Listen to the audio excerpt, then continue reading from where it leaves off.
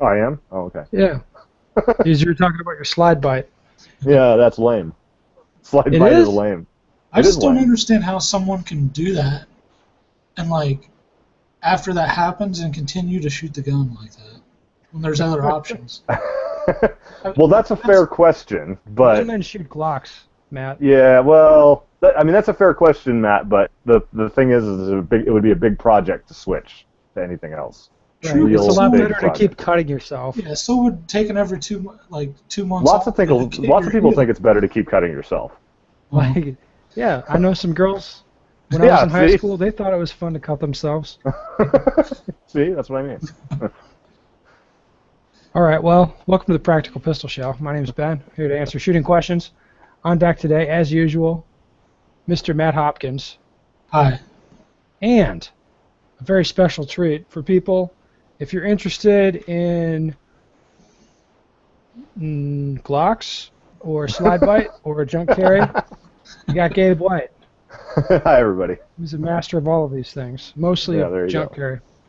Yeah. Gabe, you come to us. A guy sent you a topic that I thought was interesting, and I think will make for a good conversation. Let me pull up your email here, because here we go. All right.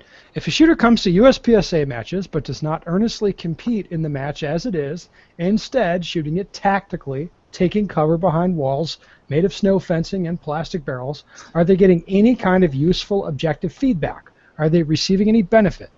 If so, is this approach holding them back from seeing the maximum benefit?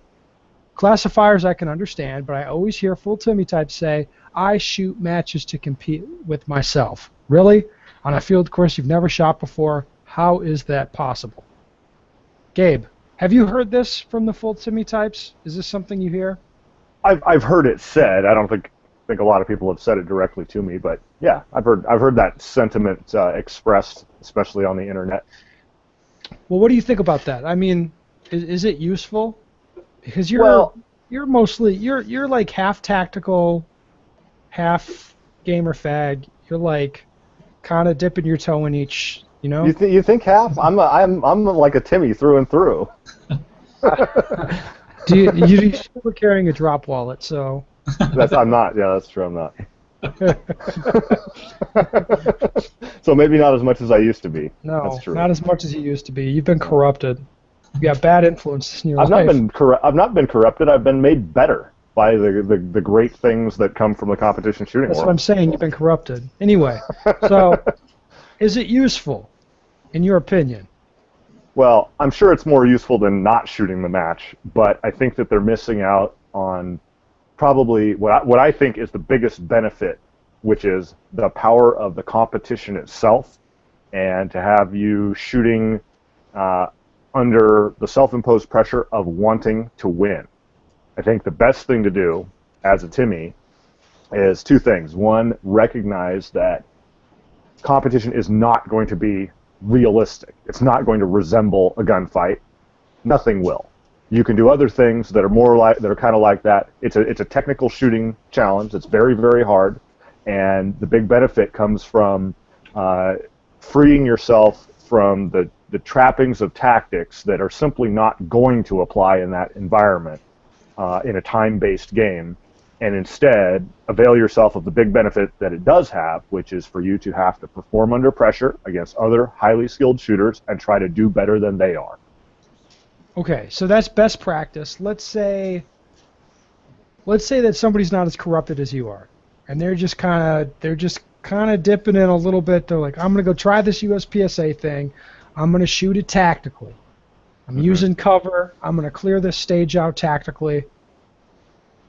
All right, because I don't want to build up bad habits. Yeah. So you say Bad habit, like moving forward into some uncleared area with like Correct. 14 threats in it. There's bad 14 bad guys habits like in that. there. Yeah. They're all brown. It's terrifying. They only took Okay. 2 hits each. I guess. But here's the problem, Gabe. There's white people in there too. Jesus Christ. I'm just telling you. That's how it looks. I don't know. That's really funny. Well, shit's borderline racist. That's all I'm saying. So anyway, Well, it you're is gonna from go in there and 1976. You're gonna go save the white people from the brown people, right? You're gonna go do Okay. that. All right then. All right. So, are you building bad habits doing that? I think everything has the potential to build bad habits. The bad habit problem, I think, is in large part a red herring. And if we made a list, and I have done this, I think that you can come up with about as many bad habits that one could suppose you would get from engaging in tactical defensive training as you would competition shooting. They all have them all over the place. The problem is that every activity, whether it's training or competition or whatever, everything that's not like real combat is not realistic. And they're all not realistic in all kinds of different ways. And they all bring some specific element that is realistic. Like in live fire activities, shooting the gun and handling the gun. That part is pretty realistic. You're really handling and shooting a gun at targets, and you get feedback from that, and you're timed, and so those technical skills are measured well. But all kinds of other things are not accounted for, and I think that's really what you have going on with the competitive shooting also. You know, yeah, sure. If you only ever did USPSA and that's the only thing you ever did, sure, maybe you could find some habit that you would get that wouldn't be good, but you shouldn't. If you're a Timmy, you should be availing yourself of all kinds of different types and modes of training so that you shore up those pitfalls. You help avoid actually manifesting those problems by making sure to come at the problem from all kinds of different directions and do different things. All right. Hopkins, do you have anything to add to any of this? What do you think when you hear a guy say, I'm only competing against myself? I think it's an excuse. Like, they don't want to see how good they are compared to someone else. The only thing I can say really on it is I think you can't really get a better test of shooting, like actually shooting and running the gun, than competition. I don't think it has anything to do with tactics. I don't know really anything about that. Haven't taught or took any classes on that. So, but basically shooting the gun and making sure it stays running is pretty valuable, and I'm sure you'd have to do that in a gunfight. You're sure you'd have to shoot in a gunfight? Probably, yeah. Okay. I'll tell you what, Gabe and Matt, when I hear somebody say, I only compete against myself, and granted, this could be a Timmy, it could be a gamer fag, I don't know. I mean, I just hear some dude say, I only compete against myself. I'm thinking, he could mean a few things by this. All right? He could mean, it could be like Matt said, it could be an excuse. It could be, oh, I'm too old, too poor, too fat, too stupid, too whatever to compete with other people. So I'm just going to shoot against myself, whatever that means. It could mean I'm here to shoot for myself. I want to do my best. I want to keep improving every match or every month. I want to keep doing better, and that's my focus, is I'm going to keep doing better. Right? Which, obviously, I wouldn't have a problem with that. That's totally fine. All right? If he says, I'm only here to shoot against myself, I've never encountered anybody who's like, oh, I don't want to build bad habits for a gunfight. I have seen guys shoot USPSA and be like, I don't want to build bad habits for when I go shoot IDPA, so I want to make sure I'm fucking serious. I've met these guys. I'm just thinking, like, your competitive priorities are so fucked right now. It doesn't even make sense to me. But, like, they want to make sure they keep using cover in a USPSA match so they don't get dinged at IDPA matches. I've seen that. What's your take on that, Gabe? Is it? I don't feel like it's always an excuse. I think competing against yourself can be a healthy attitude, right? So that you're always doing better. Yeah, I think the second thing you said is actually probably a fairly good attitude in that. I mean, think of when we start talking mental game in competitive shooting.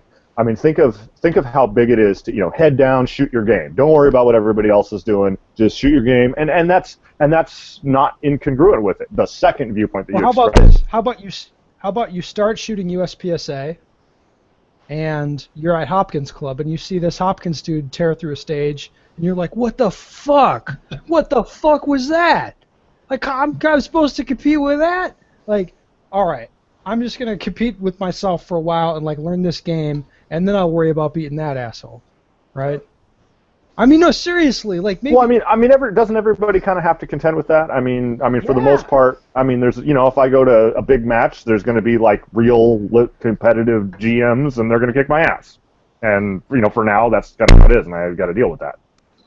Right. So Well, I get maybe better. you just be like, well, I just need to get better, and I need to work on my own shit before I worry about competing with other people. The opposite side of that is you're never going to be able to get away from it. The better you get, the better the people are. The better you get, yeah, the better the guys you're trying to beat get, right? Yeah, I mean, at some point, like, you're not going to be able to say if you do get to the super squad level, that shit is going to be in your face, and you're not going to be able to get away with it. And We're going to get there real. someday, Matt. I hope so. Maybe this year with Mike and I'll be able to get on it. I think it really depends on the person. I think there's a bunch of that stuff that some people feel okay with approaching a competition one way, and some people do not, and they have to think about it a different way to emotionally contend with it. Well, I mean, it's like anything else. Like if you went and did some other sport, I'll pick a gay-sounding one. Like if I went and did tennis at some club, it's like I understand sort of what I'm supposed to be doing. But it's like playing tennis against somebody who's good at tennis. Yeah, I'm going to get fucking destroyed right now. Yeah. But if I worked real hard, maybe I'd be okay at tennis someday, right? Well, yes, and I think that you can get a lot of benefit from being emotionally resilient with this stuff, and if you are not as good, then that's a fact, and you get your ass kicked, but are learning from that. And being exposed to the level of skill that was kicking your ass helps you get better, and you can be patient enough with that to just deal with it. That could be to your benefit. I mean, who's going to get better? Somebody who goes and competes against a bunch of really skilled people, squads with a bunch of people who are more skilled than they are, or somebody who goes to the club where they can, pretty much just win, and because right. Well, there just aren't as many good shooters. I mean, well, you don't want to be the guy who's like, hey, man, I'm just competing against myself. And even if you're squatted with really good shooters, you're like, what they're doing doesn't matter for whatever reason because they have trick gear or race guns where I'm just competing against myself or whatever. Yeah. Right? It's the same sort of thing where you're kind of isolating yourself emotionally from that. Yeah. Which is, long term, that's not a good thing to do, right?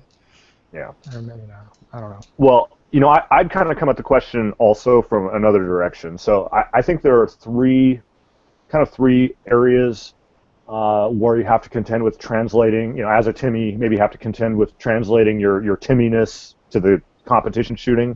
And I think you're looking at gear, you're looking at the technical shooting and gun handling, and you're looking at tactics. Tactics is neither here nor there, and is not going to be accurately represented in any competition that's based on time, even including competitions that are specifically trying to encompass tactics in their rules. Equipment is something, gear is something that you can deal with. I make the total Timmy decision on that, and like to shoot my carry gear from concealment, which is stupid from the competitive perspective, but I personally find a lot of enjoyment in it. And that's something that I think for the Timmy-oriented person, defensive-oriented person, that can build a lot of confidence and can be really good because if a match is where you get the chance to have to perform under stress, I think doing that with the gun that you expect to rely upon, if you have to rely upon a gun to save your life, that could be pretty helpful, and that's part of why I do that myself. The technical shooting part, the technical shooting and gun handling, I think you're best even if you accept some kind of self-imposed handicap from the equipment. I think the technical shooting is really where it's at. The technical shooting and gun handling is where you can compete against very skilled people using excellent equipment, and try to hold yourself to a real high standard and try to get better in that area. And that's the area where I'm, that I as a Timmy am focused on, is the technical shooting and gun handling. All right. Any thoughts on that, Matt? It makes sense. Well, yeah. Gabe's a smart dude. That's why he's here. Right? No? All right. Nothing else. Was I supposed to say yes to that? No. Yeah, but I think you're a smart dude. See, I like Right. to get your take on this Timmy shit. I don't even really. I mean, to me, the idea of only competing against yourself isn't. That's not just a tactical Timmy thing. That's a competition thing too. And when you talk about guys making decisions with their gear and just sort of accepting it, I've seen plenty of three-gun shooters who have a retention holster for three-gun go and shoot USPSA with their three-gun setup. Right? They're like, well, I'm Yeah. not going to change my holster just for this Yeah. bullshit that I don't really care about. I'll just use my retention holster and kind of do the best I can. They kind of work through it that way, and they're like, yeah, I'll be a little slower when I draw, but whatever. Yeah. You know. Yeah. I mean, that's fine. You got to Yeah. make decisions about what's important to you. Of course. I think there's a flip side to that gear thing also, which is one of the great things about. I mean, wasn't the kind of one of the original founding ideas of IPSC that you use the environment of competition and the pressure that competition imposes to help figure out which guns and equipment work best, quote unquote, within that context. I mean, wasn't that the original idea? And I think that if a Timmy goes to competition, finds gear that they could adopt, that's credible to adopt for their defensive use, that is demonstrably better, objectively better, and can be measured, and is better than what they were using, that's an improvement for them. Yes. I mean, I agree. Yes, that was one of the founding tenets of IPSC, and it's like that's one of the tenets that sort of had to go away because the gear got so evolved and so specialized that it was just like, this is a little crazy. But yeah, that was one of the things that was in there. Yeah. I do want to comment on the tactics thing. I think I've seen equal skilled shooters that don't shoot USPSA and then that do. The USPSA shooter will destroy the non-USPSA shooter in a USPSA match, just because they know like how to break down the stage, how to work through the stage, like how to shoot targets, and like the activator sequences and stuff, and that's huge in ours. So I think it would be real hard to have someone compare against that, because that'd be a huge gap. Yeah. No, but you said maybe outside of that, you feel like you've seen equally highly skilled shooters inside and outside of USPSA. Is that did I hear you right? Yeah, we have a local guy that is a police trainer, like an officer training guy, and he's equally skilled in just the shooting part to any GM I've seen. Wow, cool. Yeah. Cool.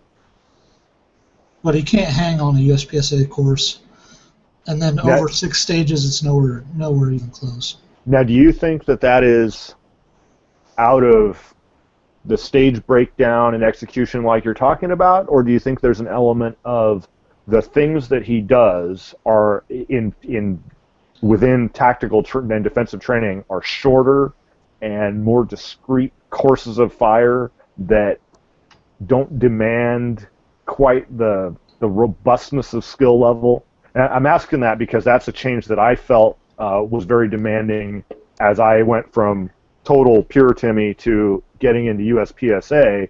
Is I could shoot some wicked drills on the range that are like short drills, one target, couple targets. Now make me do it within a whole long stage, and the skill level drops a little bit because it's more complex. It's hard. That's how it works, right? Do you think any of it's from that, or do you think it's just truly the gamer skills of stage analysis and breakdown?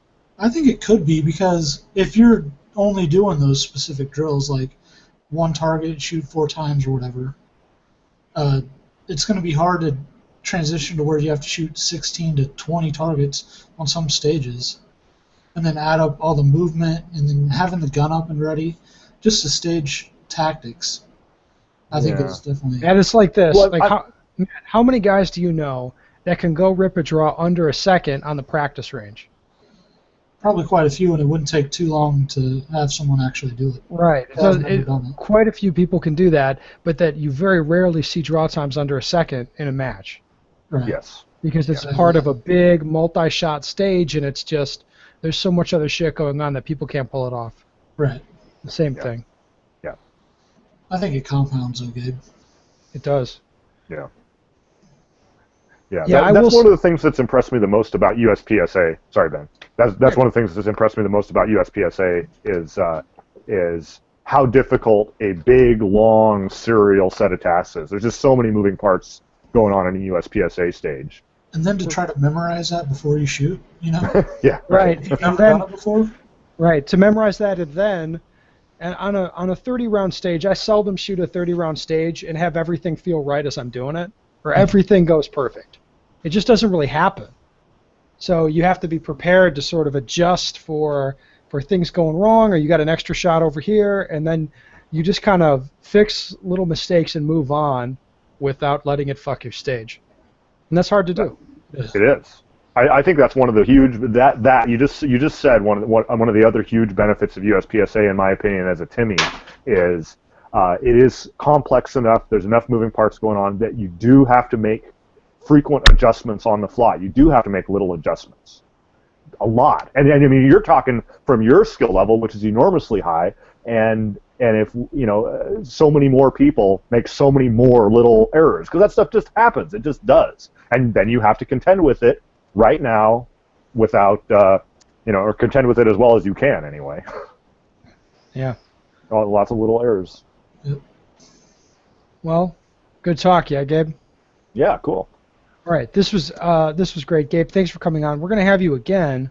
So in 3 days, when people hear the next one, you're still going to be on. So people Awesome. Right. Gabe, do you still have people contacting you? You still doing training? Yeah, I'm still doing training. Mostly I do it locally. There's a range I work at in the Portland area, and people can find me and train with me there. But it is possible at some point I'll get out on the road. It's just life is awful full, and Gabe, do hard to it! make it happen. Do it. Gabe, just do it. Yeah. Your kid doesn't need to know you love it. It's cool. Yeah, that's the Super young, I problem. won't even know. I'll buy him some more Star Wars toys instead, with all the loot. Yeah. Just like, would you rather have Daddy or Star Wars toys? And he'll be like, Star Wars? Duh. Yeah. All right, if you have any shooting questions you want to send to me, head over to bensteger.com or email me at bensteger@gmail.com. Send me your question. Love to answer. We'll put it to somebody like Gabe, or maybe even somebody like Nick Antola, or maybe Matt Hopkins. You never know. It depends on who you have that day.